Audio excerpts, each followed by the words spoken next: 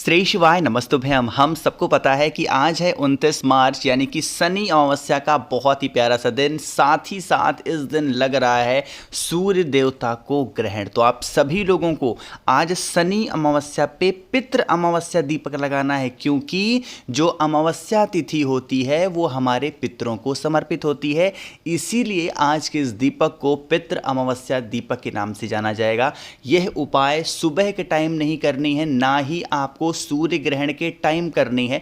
जब सूर्य ग्रहण खत्म हो जाएगा 6:21 के बाद में, रात में आप सभी को इस उपाय को अपने घर पे करना है, ठीक है ना। चलो समझने की कोशिश करते हैं कि एक्चुअली में ये दीपक जो हमें लगाना है वो कहाँ पे लगाना है, ठीक है ना। देखो, अब सबसे पहले नियम ये समझ लो कि इस उपाय के लिए हमें कोई आटे के दीपक को लेने की कोई आवश्यकता नहीं है, ठीक है ना। क्या करना है, ऐसे नॉर्मल सा मिट्टी का दिया ले लो।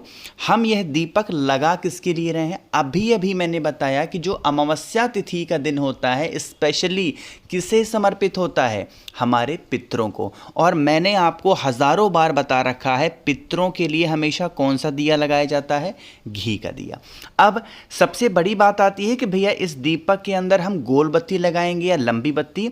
तो पितृ जो होते हैं वो हमारे वंश की बढ़ोतरी करते हैं ना।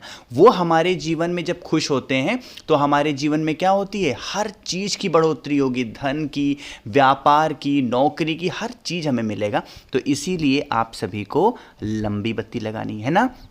लेकिन जब पितृ के लिए दीपक को लगाओगे तो ये जो लंबी बत्ती का मुख होता है वो कौन सी दिशा में होता है, साउथ डायरेक्शन यानी कि दक्षिण दिशा। चीज़ें क्लियर हो रही हैं क्या? चलो, अब आप इतनी बातें आपको समझ में आ गई होंगी, है ना। अब चलो समझते हैं कि इस दीपक को हमें रखना कहाँ पे है ना। देखो, 2 से 3 जगह होती हैं, मैं आपको बता रहा हूँ, जो आपको आसान लगेगा वहाँ दीपक को जला देना, ठीक है ना। सबसे पहला और सबसे परफेक्ट टाइम होता है नदी, मतलब कि आपके घर के आसपास में कोई भी नदी, तालाब, सरोवर, कुआं, बावड़ी होना, वहाँ पे अगर लगाते हो ना तो बहुत सुंदर आपको प्रभाव आपके घर पे देखने को मिलेगा। लेकिन ये नहीं है तो आप पीपल पेड़ के नीचे लगा सकते हो, आप वट पेड़ के नीचे लगा सकते हो, आप बेल पेड़ के नीचे लगा सकते हो। ये 3 वृक्ष ऐसे होते हैं जो पितरों के तुल्य माने जाते हैं। लेकिन अब आपको घर से मान लो निकलना ही नहीं है कि नहीं भैया हम अपने जो भी काम करेंगे अपने घर पे करेंगे। तो घर पे करने के लिए आप सभी लोगों को फिर इस प्रकार से, जहाँ पे भी आप अपने घर में पीने के लिए पानी रखते हो, चाहे वो आरओ लगा हो, मटका हो, परिंदा हो आपके घर में, वो आप यूज़ कर सकते हैं, ठीक है ना। अब जो दिया मैंने आपको दिखाया है क्या करना है, उस दीपक को अपने घर के आरओ, मटका, परिंदा के पास रखेंगे। इसके अंदर हमने कौन सी बत्ती लगाई है बताओ भाई, लंबी बत्ती और घी का दिया। लेकिन यह उपाय हम कर रहे हैं अपने पितरों के लिए। 1 मिनट, मैंने मिटा दिया क्या, 1 मिनट, ये लंबी बत्ती। अब यह उपाय हम कर रहे हैं अपने पितरों के लिए।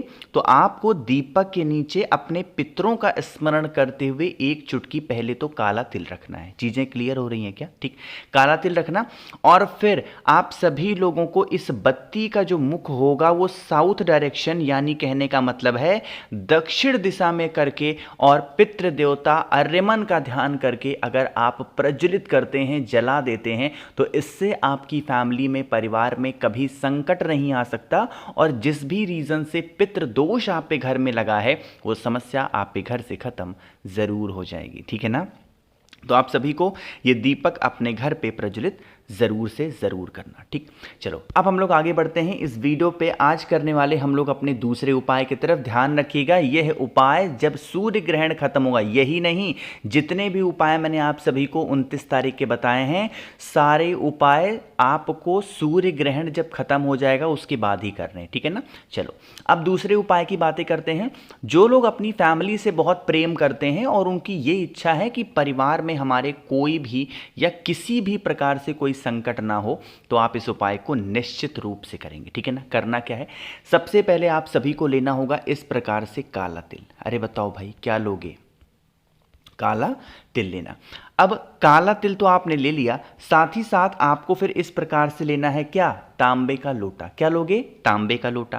तांबे के लोटे में सबसे पहला काम करेंगे, जल भरेंगे, और जल के ही अंदर आपको आज के दिन क्या करना है, उस काले तिल को डाल देना। गिनती करने की कोई आवश्यकता नहीं है, कोई ज़रूरत नहीं है। जितना भी आपने लिया है उसको इस कलश के अंदर डाल देना। और डालने के बाद में दोबारा से हमें वही काम करना है, क्योंकि मैंने आपको बताया है कि जो हमारे पितरों का स्थान होता है वो कौन सा माना जाता है, आरो हो, मटका हो, परिंदा हो, वृक्ष हो, जहाँ पे भी जाना हो जाना, उस कलश को थोड़ी देर तक यहाँ पे रख देना। थोड़ी देर के बाद में आप इस कलश को यहाँ से उठाएंगे। आपके घर के अंदर जितने भी रूम्स होंगे, जितने भी कमरे होंगे, उन सभी कमरों में लेकर के घूम लेना। सिर्फ वॉशरूम वगैरह में मत जाना, बाकी हर जगहों पे घूम करके, और जो आपकी फैमिली की प्रॉब्लम होगी, समस्या होगी, उस समस्या के निवारण के लिए आप सभी को महादेव के शिवलिंग के ऊपर पूरा का पूरा काले तिल के साथ में अगर आप जल को समर्पित करते हैं, तो जिस वजह से फैमिली में, परिवार में संकट है, वो समस्या आपकी कहाँ जाएगी, कहाँ चली जाएगी, आप खुद भी समझ नहीं पाओगे। ठीक है ना? तो भूलिएगा नहीं कोई लोग, हर इंसान को, हर व्यक्ति को इस उपाय को करना। ठीक, अब देखो, अब हम लोगों ने 2 उपाय की बातें कर ली हैं। ये जो मैं आपको तीसरा उपाय बताने जा रहा हूं ना, चाहे पहला करो या ना करो कोई दिक्कत नहीं है, दूसरा करो या ना करो कोई दिक्कत नहीं है, बट आप सभी लोगों को इस प्रकार से ये तीसरा उपाय निश्चित तौर पे 100% करना है। ठीक है ना? कोई मत करना, बट तीसरा जरूर करना। ठीक, लेकिन उससे पहले एक छोटी सी बात बता दूं कि आप सभी लोगों के लिए मात्र 24 घंटे का वक्त और बचा है। 30 मार्च रात 12 बजे पे ये ऑफर खत्म होगा। कौन सा है? 7 मुखी रुद्राक्ष होता है बहुत सारे पैसों के लिए, और 9 मुखी रुद्राक्ष होता है घर के लड़ाई झगड़े को खत्म करने के लिए। अगर इनमें से कोई भी एक रुद्राक्ष या दोनों आप मुझसे खरीदते हो, तो इसके साथ मैं आपको बहुत सारी चीजें मुफ्त दे रहा हूं। अभी तक 16,000 से ऊपर लोगों ने मंगा रखा है, तो आप भी जल्दी से ऑर्डर कर दीजिए। इसके साथ मैं बीमारी के लिए 5 मुखी रुद्राक्ष फ्री दूंगा, 3 मुखी रुद्राक्ष आपके बच्चों की पढ़ाई के लिए फ्री दूंगा, श्री शिवाय नमस्तुभ्यम का जप करने के लिए एक रुद्राक्ष की माला आपको बिल्कुल फ्री में दूंगा, महादेव का श्रृंगार करने के लिए 50 ग्राम आपको मैं भस्म दूंगा, और प्लस इस बार मैंने एक नई चीज ऐड कर रखी है, और वो है एक रुद्राक्ष का फल, जिसके अंदर 1 मुखी से लेकर के 31 मुखी तक निकल सकता है। अगर इसका लाभ उठाना है तो आपको मुझे जल्दी से व्हाट्सएप करना है। 9005643345 मेरा व्हाट्सएप नंबर है।